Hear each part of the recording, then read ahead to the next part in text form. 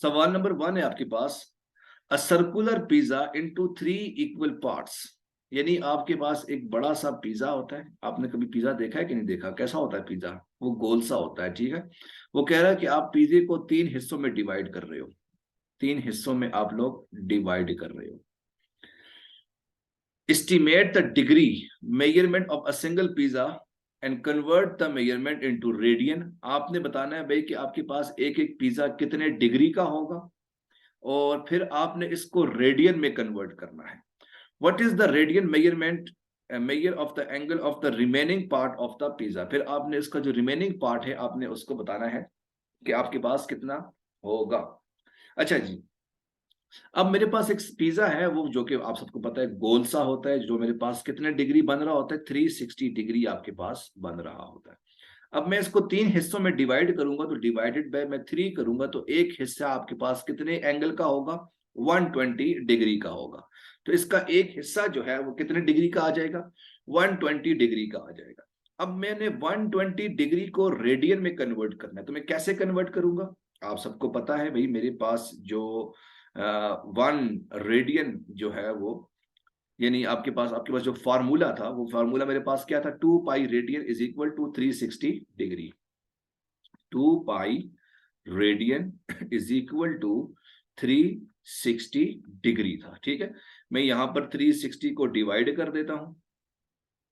Sorry, मैंने radian निकालना है, सॉरी। मैं यहां पर 2 पाई को डिवाइड कर देता हूं।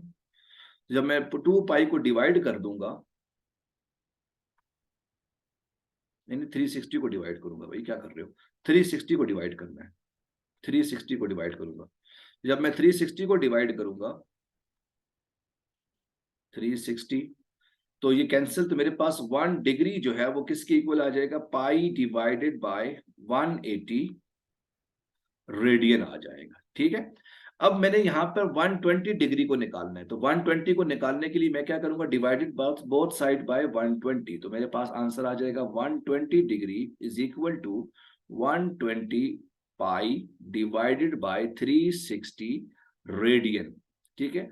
तो ये मेरे पास 120 डिवाइडेड बाय पाई मेरे पास किसके इक्वल होता है जी? 4 1s are 4 और ये 4 3s are 12 और ये कितना बन जाएगा? 4 9s are, और ये 3 1s are 3 3 3s are 9। तो ये 120 डिग्री मेरे पास बन जाएगा पाई डिवाइडेड बाय 3 रेडियन आ जाएगा, ठीक है।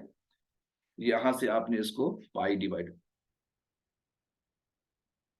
2 पाई डिवाइड, ये 2 पाई आ रहा है, इसको जरा ध्यान से देखते हैं। 1 मिनट, इस सवाल को जरा दोबारा करते हैं।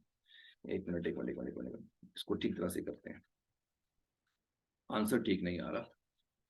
अच्छा जी, तो सवाल मेरे पास क्या है जी? पूरा सर्कल है,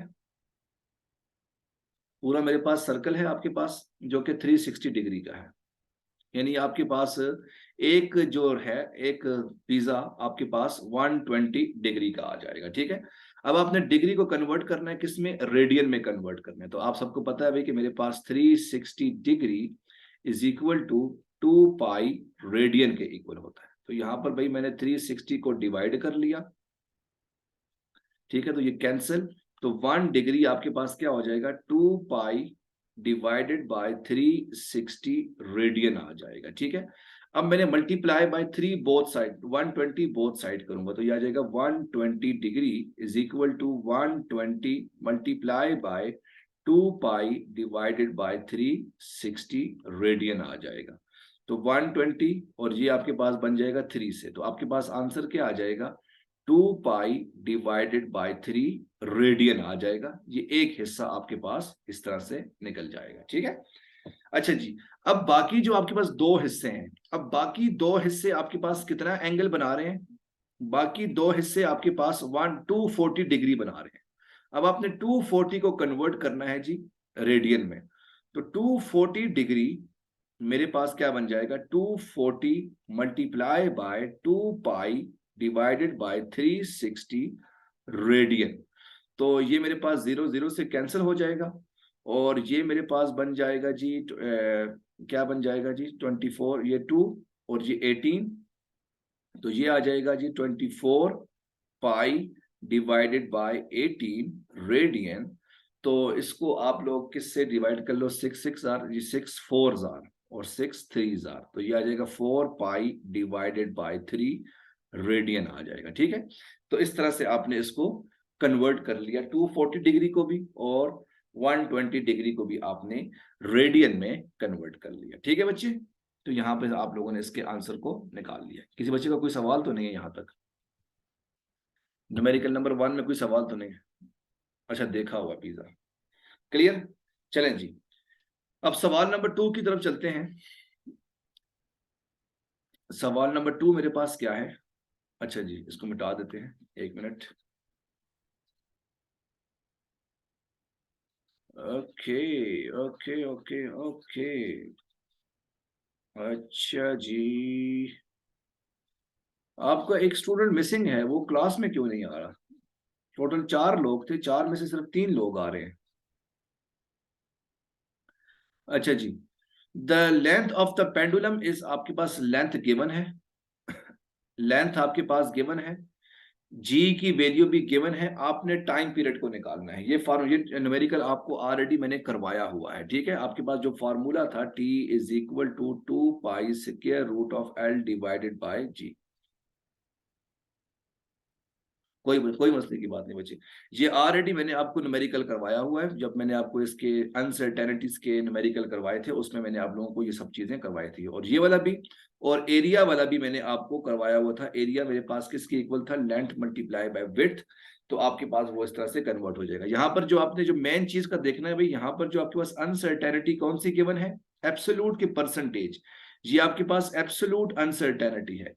आपको एब्सोल्यूट अनसर्टेनिटी को कन्वर्ट करना है, किसमें? परसेंटेज में कन्वर्ट करना है, तब जाकर आपके पास आंसर ठीक आएगा। अगर आपके पास आंसर नहीं आता तो मुझे आप बता देना, कल इंशाल्लाह हम इन न्यूमेरिकल को भी डिस्कस कर लेंगे। ठीक है, दूसरे और तीसरे न्यूमेरिकल को हम लोग कल डिस्कस कर लेंगे। ठीक है, वैसे आ जाएगा, इतना मुश्किल नहीं है ये। अगर नेक्स्ट न्यूमेरिकल की तरफ देखते हैं, इसमें जो इंपॉर्टेंट है, ये तीसरे वगैरह को तो छोड़ दो और चौथे को भी आप छोड़ दो, फजूल किस्म के। ये 2 न्यूमेरिकल, स्पेशली ये जो आखिरी 2 हैं, इन दोनों को आपने निकालना है। अच्छा जी, find the dimension of the Planck constant, आपने एच की डायमेंशन निकालनी है। ठीक है, अब dimension of E is equal to H F, आपने ये बताना है कि आपके पास एच की डायमेंशन क्या होगी। इसको हम लोग थोड़ा प्रूव करते हैं। ठीक है, जरा ध्यान से देखो भाई, आपके पास फॉर्मूला क्या है जी? E is equal to H F, E is equal to H F, तो एच आपके पास क्या आ जाएगा? H is equal to E divided by F आ जाएगा। ठीक है, अब ई की यूनिट क्या होती है? क्योंकि जाउल है, एनर्जी है, तो ये मेरे पास आ जाएगा जाउल, और फ्रीक्वेंसी की यूनिट मेरे पास क्या होती है? हर्ट्स। तो मैं इसको लिख सकता हूं जाउल, और हर्ट्स मेरे पास टाइम, फ्रीक्वेंसी मेरे पास 1 डिवाइडेड बाय टाइम पीरियड की इक्वल होती है, तो ये जाउल सेकंड मेरे पास इसकी यूनिट आ जाएगी। अब मैं इसको फर्दर अगर कन्वर्ट करता हूं, तो जाउल मेरे पास किसके इक्वल होता है? न्यूटन, मीटर और सेकंड के इक्वल होता है, और न्यूटन की यूनिट आपके पास क्या होती है? किलोग्राम मीटर पर सेकंड का स्क्वायर, और साथ में मीटर मेरे पास ऊपर और साथ में सेकंड आ जाएगा, तो एक सेकंड से कैंसिल, तो इसकी जो मेरे पास यूनिट आ जाएगी वो क्या आ जाएगी? Kilogram metre square into second inverse. अब आपने इसकी डायमेंशन निकालनी है, तो डायमेंशन आपके पास क्या आ जाएगी? किलोग्राम मेरे पास m आ जाएगा, लेंथ मेरे पास आ जाएगा एल का स्क्वायर, और टी रेस की पावर -1, तो ये आपके पास एच की डायमेंशन आ जाएगी। ठीक है, इस तरह से आप लोग एच की डायमेंशन को निकाल सकते हो। जल्दी से अपने पास नोट कर लो, फिर हम अगले न्यूमेरिकल की तरफ चलते हैं।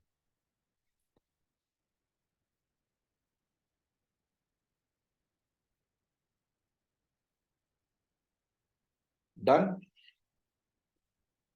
हो गया बच्चे? गुड। इसी का जो दूसरा पार्ट है, आपने भाई जी की डायमेंशन निकालनी है। जो ग्रेविटेशनल फोर्स है उसमें जो आपके पास जी है, उसकी डायमेंशन आपने निकालनी है। उसकी डायमेंशन आप लोग कैसे निकालोगे? अच्छा, इसको न्यूमेरिकल करने से पहले एक सवाल है, उसको अपने पास नोट कर लो, ये जरूरी है, ये आपके पास रिपीटेड सवाल है। एक सवाल बोर्ड के एग्जाम में आता है, शो डैट, ये आपकी बुक में नहीं है लेकिन आपके पास ये जरूर आता है, show that E is equal to mc square is dimensionally correct. Dimensionally correct, कि आपने शो करना है कि E is equal to m c square मेरे पास डायमेंशनली क्या है जी, करेक्ट है। तो इसको मैं कैसे सॉल्व करूंगा? एक तरफ मेरे पास आ जाएगा लेफ्ट हैंड साइड, दूसरी तरफ मेरे पास आ जाएगा राइट हैंड साइड, ठीक है। अब लेफ्ट हैंड साइड में मेरे पास क्या है जी, E आ जाएगा। अब E की यूनिट आपके पास क्या होती है, जाउल। हाँ जी, जाउल आपके पास होगा, ठीक है। अब जाउल आपके पास क्या होता है, बेसिकली न्यूटन मीटर के इक्वल होता है, और न्यूटन मीटर मेरे पास किसके इक्वल होता है, किलोग्राम मीटर पर सेकंड का स्क्वायर। तो आपने ये सवाल सॉल्व किया था कि नहीं किया था, और साथ में मीटर आ गया था। तो ये मेरे पास आ जाएगा kilogram metre square divided by second का स्क्वायर। और ये बताओ ठीक सॉल्व किया था कि गलत सॉल्व किया था? अब किलोग्राम मेरे पास क्या आ जाएगा, एम, लेंथ की जगह पर क्या आ जाएगा, एल स्क्वायर टी रेज की पावर -2 आ जाएगा, ठीक है। तो ये मेरे पास लेफ्ट हैंड साइड आ जाएगी। इसी के साथ जो राइट हैंड साइड है उसको आपने सॉल्व करना है। वो कैसे सॉल्व होगा, एम सी स्क्वायर। तो एम की यूनिट मेरे पास क्या होती है, किलोग्राम, और सी की यूनिट क्या होती है, मीटर पर सेकंड का होल स्क्वायर। तो ये मेरे पास आ जाएगा kilogram metre square divided by second का स्क्वायर। तो ये मेरे पास इसकी यूनिट क्या आ जाएगी, एम की, किलोग्राम की यूनिट क्या आ गई एम, मीटर की यूनिट क्या आ गई एल स्क्वायर, और टाइम की यूनिट टी रेज की पावर -2 ये आ जाएगा। तो यहां से hence prove that left hand side is equal to right hand side, ठीक है। इसको जल्दी से अपने पास नोट कर लो क्योंकि ये सवाल आता है, ठीक है। Done, good. और अगला आपके पास सवाल क्या है जी, काइनेटिक एनर्जी का। आपने काइनेटिक एनर्जी को प्रूव करना है कि क्या आपके पास वो डायमेंशनली करेक्ट है कि नहीं है, ठीक है। काइनेटिक एनर्जी, तो काइनेटिक एनर्जी और पोटेंशियल एनर्जी दो हैं आपके पास। काइनेटिक एनर्जी वाला तो आसान है, लेकिन चलो पोटेंशियल एनर्जी को कर लेते, ठीक है। एक मिनट। तो show that kinetic energy is equal to 1/2 mv का स्क्वायर। एग्जैक्टली आपने भी यहां पर एक लेफ्ट हैंड साइड लेनी है और यहां पर आपने राइट हैंड साइड लेनी है। तो लेफ्ट हैंड साइड में आपके पास काइनेटिक एनर्जी है जिसकी यूनिट आपके पास क्या होती है, जाउल। और जाउल बेसिकली मेरे पास न्यूटन मीटर के इक्वल होता है। न्यूटन मेरे पास किसके इक्वल होता है, किलोग्राम मीटर पर सेकंड का स्क्वायर, और साथ में मीटर आ जाएगा। तो ये बन जाएगा किलोग्राम मीटर स्क्वायर पर सेकंड का स्क्वायर। अगर आप यूनिट की बात करो तो किलोग्राम की यूनिट क्या होती है, M L square T raise की पावर -2 आ जाएगी। राइट हैंड साइड में मेरे पास क्या है जी, एम वी स्क्वायर है, और एम की यूनिट क्या आ जाएगी, किलोग्राम, और वी की यूनिट क्या आ जाएगी, मीटर पर सेकंड का होल स्क्वायर आ जाएगा। तो ये आ जाएगा किलोग्राम मीटर स्क्वायर पर सेकंड का स्क्वायर। तो ये आपके पास आ जाएगा M L square T raise की पावर -2 आंसर आ जाएगा। तो ये आपके पास इसकी प्रूव हो जाएंगे, ठीक है। तो इस तरह से आपने न्यूमेरिकल्स को प्रूव कर देना है, ठीक है।